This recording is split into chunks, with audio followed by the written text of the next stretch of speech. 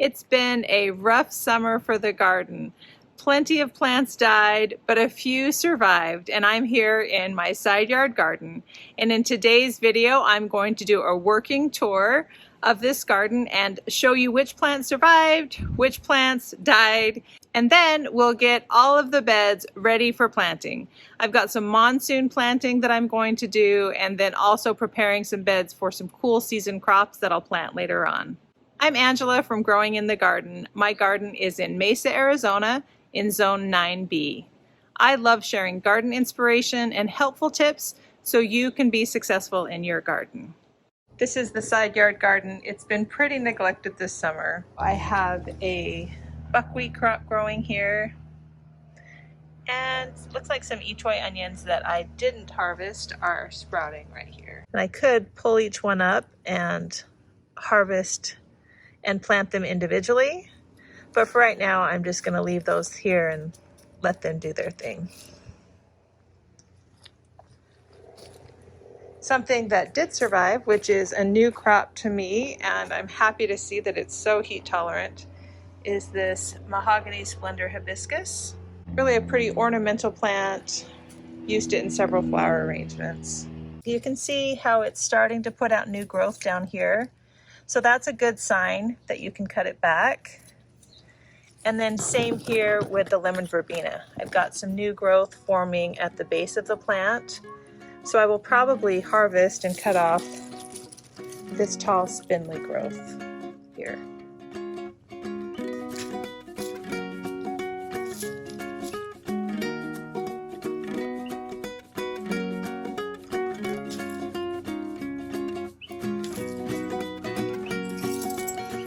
Those have been cut back now, and they should start to put on some new growth. Let's check on the worm bin in this bed and see what's going on with it.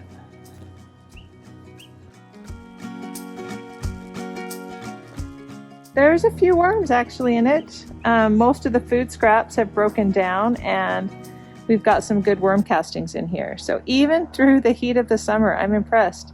I've been filling these up and just assuming that probably it's going to have just be composted, not so much vermicompost, but the texture is different between compost and vermicompost.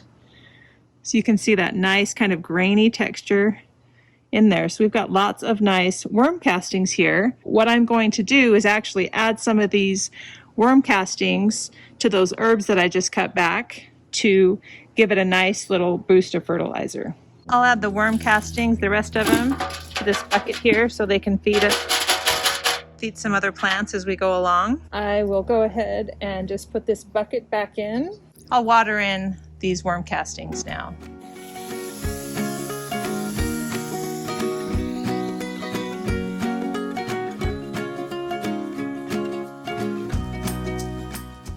Not a lot to do here in this bed. I'm going to let these cover crops keep growing. The plan here is to put some cool season crops, some brassicas and things in this bed. This bed is a year-round herb garden. Usually plant some perennial herbs in here, and many of these have been here for several years.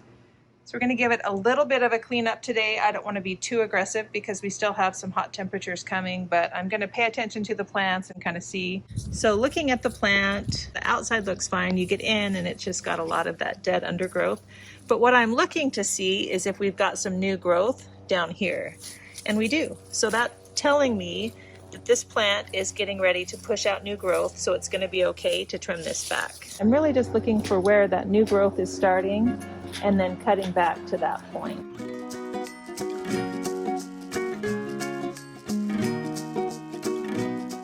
Okay, that looks pretty good.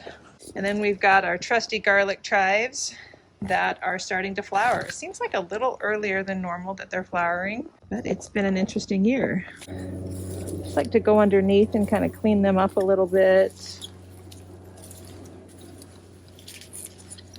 Get out some of that dead growth.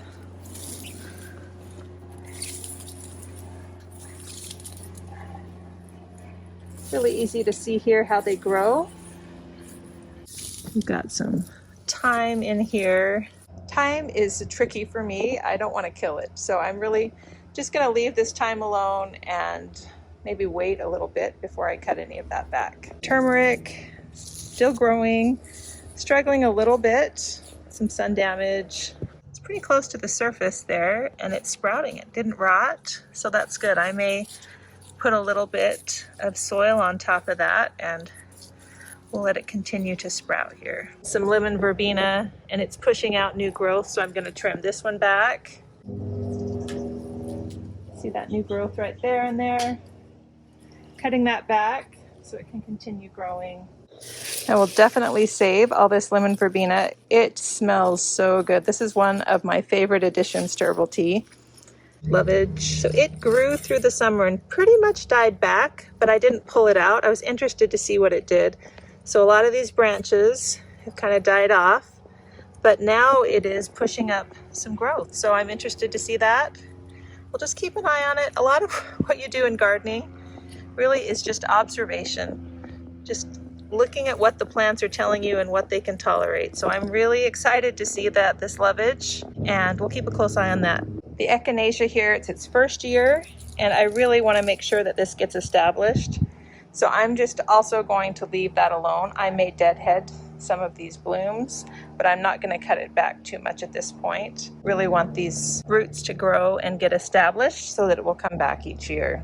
And then just kind of observe this parsley that is still growing. It's got some dead branches,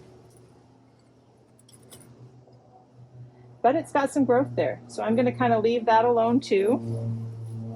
Same thing with these garlic chives. Just going to clean up around here.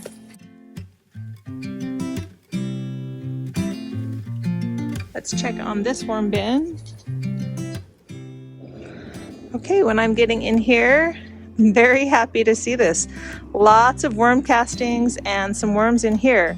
Go worms! What a hot summer, and they still just did great. Oh, this makes me so happy. So food scraps are gone, still lots of worms. Actually going to use these in this bed here. Let's cover up that turmeric. Then I'm also going to go ahead and feed this turmeric, the sage.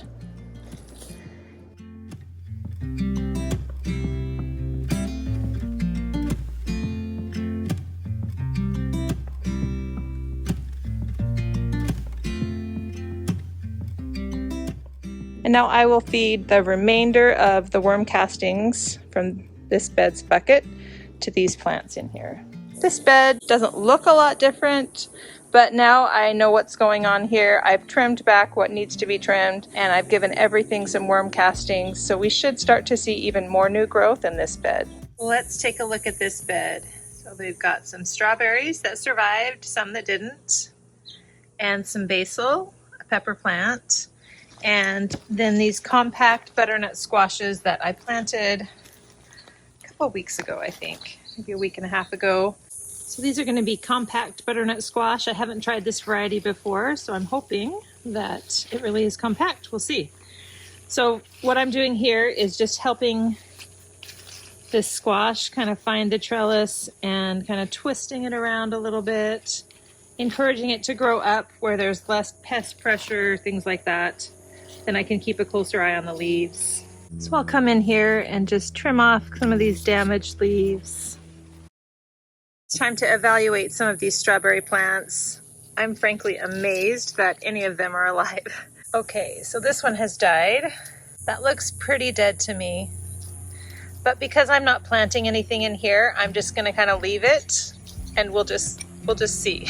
This one, oh, it looks like there is a little bit of growth right there. So I would have said this was dead, but look, there is a little bit of growth. So I'm just gonna leave that one too.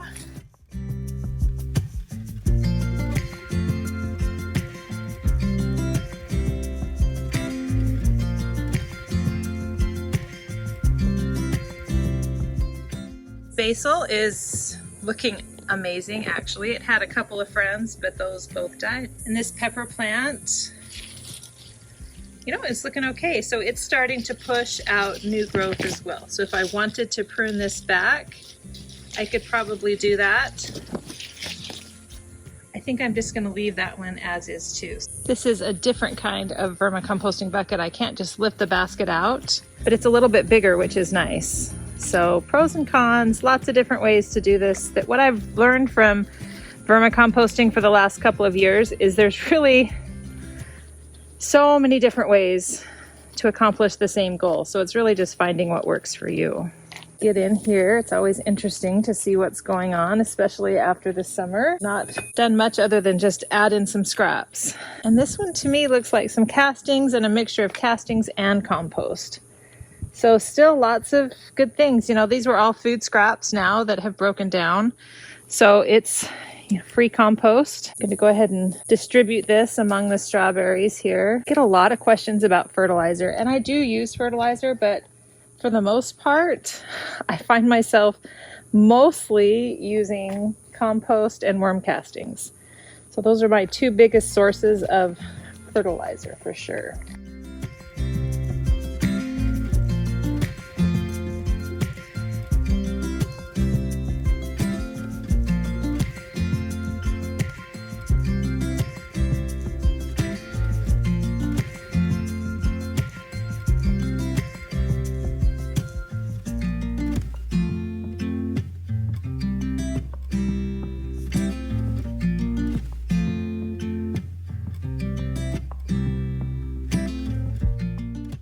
I have some peppers and dwarf tomatoes that I've been hardening off, so I think I'm going to put a couple of peppers in these empty spots. These are Jimmy Nardello peppers. I'm super excited to try this variety. Got the seeds from a seed swap. Cardboard there is just going to go right into the worm bin. Makes that super easy. Let's put that paper right into the worm bin.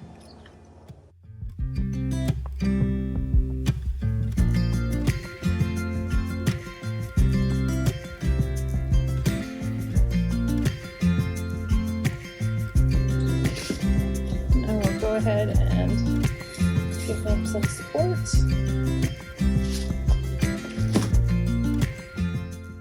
So this bed may not look a lot different, but I know now that the plants have had a nice feeding with worm castings, compost. The butternut squash is going to happily climb up this trellis. I have a couple of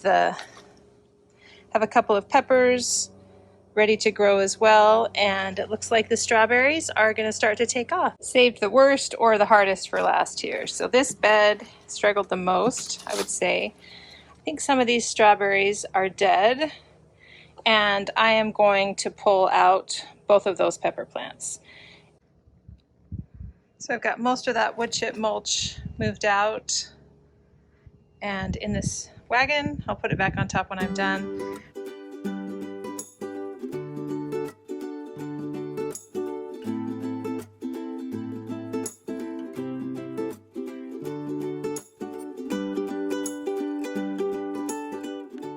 And now I'm going to add some raised bed mix to this bed to get this level back up.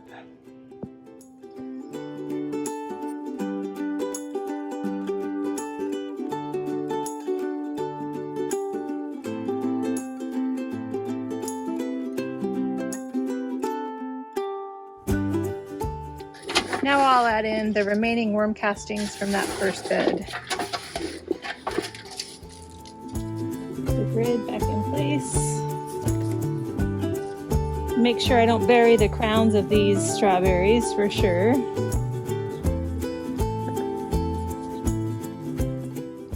All right, now I'm ready to plant.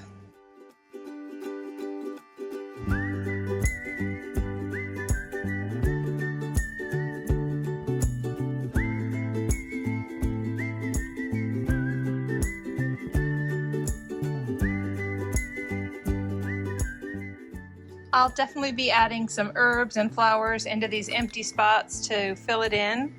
And then I will also be giving these tomatoes and peppers some support.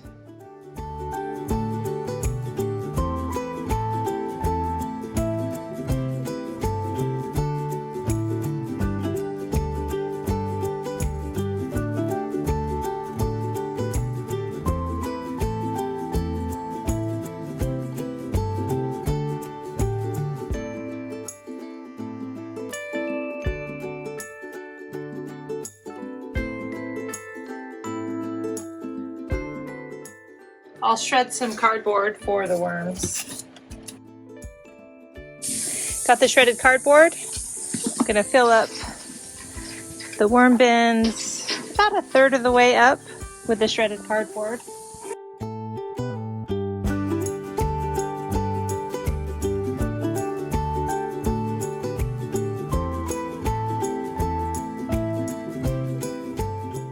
This lettuce went bad so fast, I cannot wait till we have fresh greens from the garden.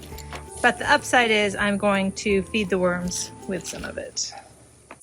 And then I top the greens with wood chips. And the process begins all over again. Each one of these beds has gotten a little bit of a refresh. Got the worm bins emptied out. Fertilize the plants with those nice fresh worm castings. Got a few things planted. Got some plans for when it cools down a little bit. I'll continue adding food scraps and wood chips to these worm bins to get them ready to go so we can have more worm castings. Still plenty growing and going on over here. Probably gonna leave most of this alone until we get a little bit cooler temperatures. I hope you've enjoyed this working tour of my garden. Let me know in the comments what your garden struggles have been this summer and what things did well, and what are you most looking forward to planting this fall. Thank you so much for watching.